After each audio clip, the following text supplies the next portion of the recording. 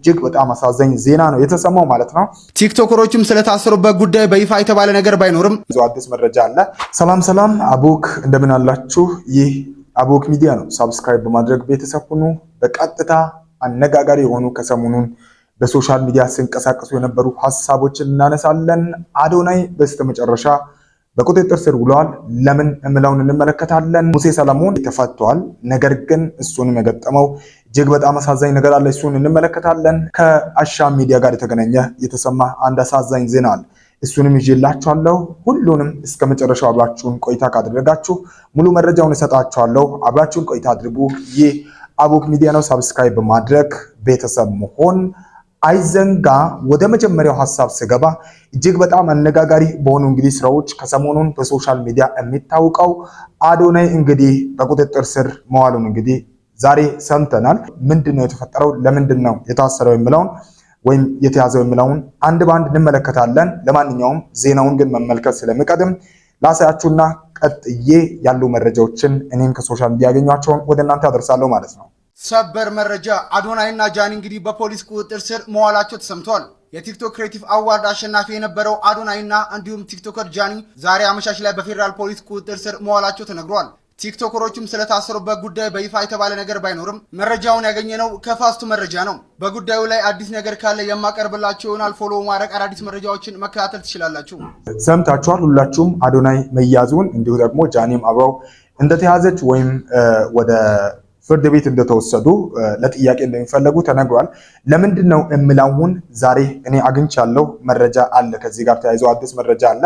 ለምንድን ነው የተያዘው እምላው? በተለይ ሁላችሁም የሚጠረጥሩት ጉዳይ አለ። ከስግጥ ፍምስ ከምለው እንግዲህ ከዛ መፈክሩ ጋር ተያይዞ እንደሆነ የምታስቡ ሰዎች አላችሁ። ብዙዎችም ስትናገሩ ነበር። ለምንድን ነው እምለውም ብዙ አስተያየቶችን ወይም ጥያቄዎችን እመለከት ነበር እና ለዚህ ደግሞ ምላሽ የሚሆን ነገርን ሰምቻለሁኝ። ይህንንም በቀጥታ ያገኘሁት መረጃ እንግዲህ እንደምለው አምስቱ ተጠርጣሪዎች በቁጥጥር ስር በዋሉበት የወንጀል ጉዳይ ጋር በተያያዘ በቁጥጥር ስር ያዋልኩት የሚል እንግዲህ ፖሊስ ይህንን መረጃ አውጥቷል። ኢትዮጵያ ፌደራል ፖሊስ አዶናይ የተባለ ተጠርጣሪ አውሎት ምርመራ እያጣራ መሆኑን ገልጿል። አዶናይ በቁጥጥር ስር ሊውል የቻለው ከኢትዮጵያ ሕዝብ ባህልና መልካም ስነ ምግባር በተቃራኒ ሕዝብ ዘንድ ተቀባይነት የሌለውን አስነዋሪ አለባበስ ለብሰው በአደባባይና በቴሌቪዥን ቀጥታ ስርጭት የታዩት አምስት ተጠርጣሪዎች በቁጥጥር ስር በዋሉበት የወንጀል ጉዳይ መሆኑን አስታውቋል ማለት ነው።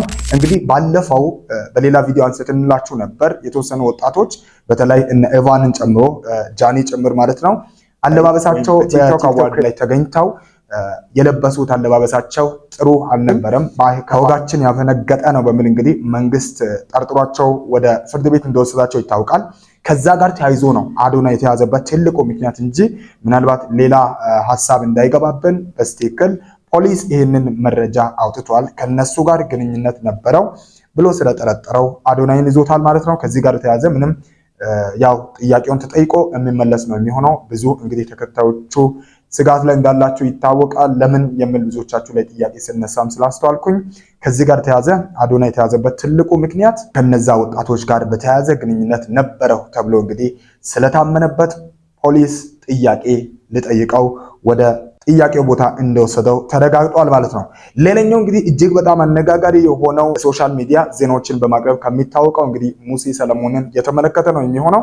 ይሄ ወጣት እንግዲህ ከቅርብ ጊዜ ወዲህ በመንግስት ቁጥጥር ስር ውሎ እንደቆየ ይታወቃል። በፍርድ ቤት የተለያዩ ነገሮቹ እየታዩበት እንደነበረ ይታወቃል። ነገር ግን ከሰሞኑን እንደተፈታ አንድ አካውንት ከፍቷል እና መፈታቱ ታውቆ ነበር። ሁላችንም እንደተፈታ ሰምተን ነበር። ከዛ በኋላ ግን የገጠመውን ነገር አንዴ ላሳያችሁና ያሳዘነኝን ነገር እነግራችኋለሁ ማለት ነው። ሙሴ ሰለሞን ገና ከእስር ከመፈታቱ እንግዲህ ቲክቶክ ዋርኒንግ ሰጥቶታል። እንደሚታወቀው እንግዲህ በትናንትናው ዕለት ሙሴ ሰለሞን የዋስትና መብቱ ተጠብቆ ከእስር ተለቋል። እናም ከእስር ከተለቀቀ በኋላ የመጀመሪያውን ከ1.9 ሚሊዮን በላይ ፎሎወር ያለውን አካውንቱን አሁን ላይ መጠቀም ስለማይችል አዲስ አካውንት ከፍቶ እንግዲህ ቪዲዮ ሰርቶ ነበረ። እናም በአዲሱ አካውንቱ የለቀቀው የመጀመሪያው ዜናው እንግዲህ በቲክቶክ እንዲወርድ ተደርጎ እንግዲህ የመጀመሪያ ዋርኒንግ ተሰጥቶታል። እና ምን ከታች ካፕሽን ላይ ባስቀመጥኩላችሁ አዲሱ አካውንቱ እየገባችሁ ሁላችሁም ፎሎ እያደረጋችሁት እንዲሁም አካውንቱን ኮፒ ሊንክ በማድረግ እንግዲህ ልታግዙት ይገባል። በጣም ነው ያዘንኩት። ከምር እጅግ በጣም ተሰምቶኛል። የምሬን ነው የሚላችሁ መረጃውን ስሰማ ማለት ነው። መንግስት ምንም አይነት እርምጃዎችን ሊወስድ ይችላል። የመንግስት ራሱን የቻለ የራሱ ሲሆን፣ ነገር ግን ህዝቡ አንዳንድ ጊዜ እኔ እንጃ ምንም ያጠፋው ነገር እንደኔ ምናልባት የሆነ ጊዜ የሆነ ማስታወቂያ ሰራ፣ በማስታወቂያ ምክንያት ተያዘ ልጁ። መንግስት ኦልሬዲ ወደ ፍርድ ቤት ወሰደው። እዛ እየታረመ ቆይቶ ወጣ። ከዛ በኋላ እንደወጣ አንድ ቪዲዮ ፖስት አድርጎ ተመልሻለሁ የሚል ቪዲዮ ነው እንግዲህ ፖስት ያደረገው። የሚሰራው ዜና ነው፣ ወቅታዊ የሆኑ ነገሮችን ያቀርባል። ከዛ ያለፈ ነገሩን አላውቅም። ምናልባት እኔ በሶሻል ሚዲያ ነው እማቀው፣ ምንም አይነት የግል ግንኙነት የለንም። ነገር ግን በዚህ ልክ እንዴት ሊሆን ቻለ? ልክ ቪዲዮን እንደወጣ የሰራውን ቪዲዮ በጣም ጥሩ አካውንቱ እየሄደ ነበር። በዚህ ሰዓት እጅግ በጣም በሚያሳዝን መልኩ አሁን ያሳያችሁ ዜና ከተሰራበት በኋላ አካውንቱ ባን መደረጉን እኔ ራሴ አስተውያለሁ። እንደውም ባን መደረጉን ያየሁት የት እንደሆነ ታውቃላችሁ? ይሄንን አሁን ዜና ከተሰራበት ከዛ ካፕሽኑ ላይ አስቀምጦታል ወይም ሜንሽን አድርጎታል። ቪዲዮውን ቀጥታ ነክቼ ስገባ ምን እንደምል ታውቃላችሁ? ይሄው ስክሪንሾቱን ላሳያችሁ። ይሄን ነው የሚመስለውና 87700 የደረሰው አዲሱ አካውንቱ እንግዲህ ተዘግቷል። ትልቁ አካውንቱ እንደተከለከለ ሁላችሁም ታውቃላችሁ። ይሄንን መንግስት እየተከታተለው ስለሆነ የመንግስትን ምላሽ እስከሰማ ድረስ በዛ አካውንት ፖስት ማድረግ አይችልም ለጊዜው ማለት ነውና አሁን በዚህ ጊዜ መስራት ስላለበት ያው ታውቃላችሁ ቁጭ ማለት ምን ያክል ከባድ እንደሆነ በተለይ ሚዲያ ላይ የቆየ ሰው ያለ ስራ መሆን ይከብደዋልና ያንን ለመስራት ብሎ እንግዲህ አዲሱን አካውንት ከፍቶ ፖስት እንዳደረገ ሰዎች ገብተው ኦልሬዲ ኮሚኒቲ ጋር ጽፈዋል በሚል እንግዲህ ሪፖርት እንደተደረገበት ቲክቶክ አውርዶ ነበር። አሁን ደግሞ እንዲህ በሚታዩት ሁኔታ አካውንት ባንድ የሚል እንግዲህ ሰጥቶታል። በጣም ነው የምር ያዘንኩት ማለት ነው።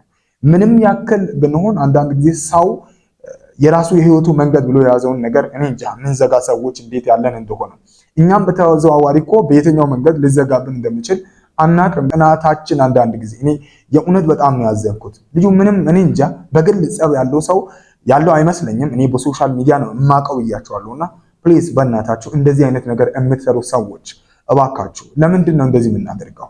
ሰርቶ ምን ችግር አለ? ቢለወጥ ቢሰራበት ቢቀጥል ጥሩ ነገሮችን የሚያቀርብ ልጅ ነው። ለማንኛውም ቀጥሎ ምናልባት ምን ይሰማ ይሁን ትልቁ አካውንቱ ያው ከ1.9 ሚሊዮን በላይ የሆኑ ተከታዮች ያሉት አካውንቱ ተመልሶ በሱ ምናልባት በሌላ ስራ ተመለስ ይሆናል። እንግዲህ መልካም እድል እንመኝልሃለሁ። ሌላም ይከፍታል እንግዲህ በሌላም መቀየሩ አይቀርም። እባካችሁ እንደዚህ አይነት ድርጊት ግን የምታደርጉ በሰው እንጀራ ፊት ለፊት የምትቆሙ ሰዎች እባካችሁ ጥንቃቄ ብታደርጉ ብዬ የመጨረሻ በጣም ደግሞ ያሳዘነኝ ብዙ ሰዎችም ሲያዝኑ ሲናገሩ የሰማሁት ከአሻም ቲቪ ጋር የተገናኘ እጅግ በጣም አሳዛኝ ዜና ነው የተሰማው ማለት ነው። ከራሱ ከቦርዱ የወጣው እንግዲህ መገለጫ ነበር። ያ መገለጫው ምን ይላል የምለውን በትንሹ ላሳያችሁና እኔም ራሴን ሐሳብ ሰጥቼበት የዛሬ ቆይታችንን እናበቃለን። ይሄ የራሳቸው ሎጎ ነው ማለት ነው። ከአሻም ሚዲያ ትሬዲንግ አክሲዮን ማህበር የቦርድ አባላት የተሰጠ ይፋዊ መገለጫ።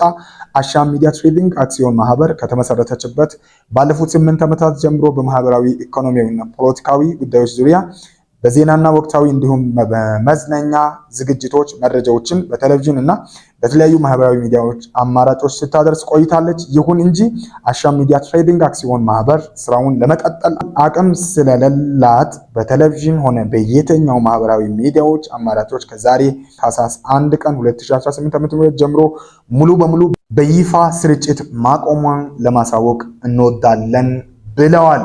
እጅግ በጣም ይሄ አሳዛኝ ነው የምር። ትልቅ ሚዲያ ነው እንግዲህ በሀገራችን ከሚታወቁ ጥሩ ነገሮችን ከሚያቀርቡ ሚዲያዎች መሃል የሆነ ትልቁ ሚዲያ እንግዲህ ዛሬ ስራ ማቆሙን ሁላችንም በታህሳስ 1 ሰምተናል። ይሄ መልካም ዜና አይደለም ለኔ። ምናልባት በዚህም የምንደሰት ሰዎች አንኖርም በእርግጠኝነትና ብዙ ሰዎችም ከቪዲዮ ወይም ከዚህ ዜና በስተታች በኩል በኮሜንቱ ላይ ስትናገሩ ሰምቻለሁ። ባይዘጋ ስራውን ቢቀጥል ምንድነው በዚህ ልክ ያደረገው ስትሉ ነበር። ለማንኛውም በዚህ ጊዜ የተነገረ ምንም ሌላ አይነት መረጃ የለም። ግን እንዳልቻሉ እና ለጊዜው ከፋይናንስ አንጻር እንደተቸገሩ እንግዲህ ፕሮግራሞችን ማስቀጠል እንዳልቻሉ ገልጸዋል ማለት ነው። ከዚህ ጋር ተያይዞ አንድ ማስጠንቀቂያ ሰጥተዋል። ስለሆነም ከተጠቀሰው ጊዜ ጀምሮ የአሻም ሚዲያ መታወቂያ በመያዝ ወይም የሚዲያውን ሎጎ በመጠቀም በየትኛውም ሁኔታ ወይም ኢቨንት፣ በእቅድ ዜና ወይም ፕሮግራም፣ በስልጠና መድረክ ቃለመጠየቅና በመሰል ጉዳዮች ላይ የሚገኙ ወይም የሚሳተፉ ባለሙያዎች ሚዲያው ተቋሙን እንደማይወክል ለሁሉም የግልና መንግስታዊ ተቋማት እንዲሁም ግለሰቦች ጭምር በትህትና ለማሳወቅ እንወዳለን። ባለፉት 8 ዓመታት ከአሻም ሚዲያ ትሬዲንግ አክሲዮን ማህበር ጋር አብራችሁ ለዘለቃችሁ ለውድ ተመልካቾቻችን እና ተከታዮቻችን ልባዊ ምስጋናችንን እናቀርባለን። ምስጋናችን ለቅ ያለ ነው ብለዋል። ይሄ አሳዛኝ ዜና ነው። ይህንን እንደ ደስታ እንመለከትም። ለማንኛውም ተመልሰው መጥተው ደግሞ እንደገና ተጽዕኖአቸውን እንደሚቀጥሉ እንግዲህ ለህዝቡ የሚያስተላልፉትን መልካም ወቅታዊ የሆኑ ነገሮቻቸውን እንደሚጀምሩ እንግዲህ መልካም ምኞቴን ለመናገር እፈልጋለሁ። በተለይ ከሶሻል ሚዲያ ጋር ተያይዘው የሚፈጠሩ ነገሮች ነገም እንደሚቀጥሉ ተስፋ አደርጋለሁ። አሉ ብዙ ነገሮችም ፈለለቀቁ ነገሮች አሉ። እነዛን ለማስተካከል መንግስትም የሚወስዳቸውን ነገሮች እንደሚቀጥል ይሰማኛል። ቪዲዮውን ላይክ አድርጋችሁ ቤቱን ሰብስክራይብ አድርጋችሁ እንድትወጡ አበረታታችኋለሁ። ሼር አድርጉ። እወዳችኋለሁ። በሌላ ቪዲዮ እንገናኛለን። ሰላም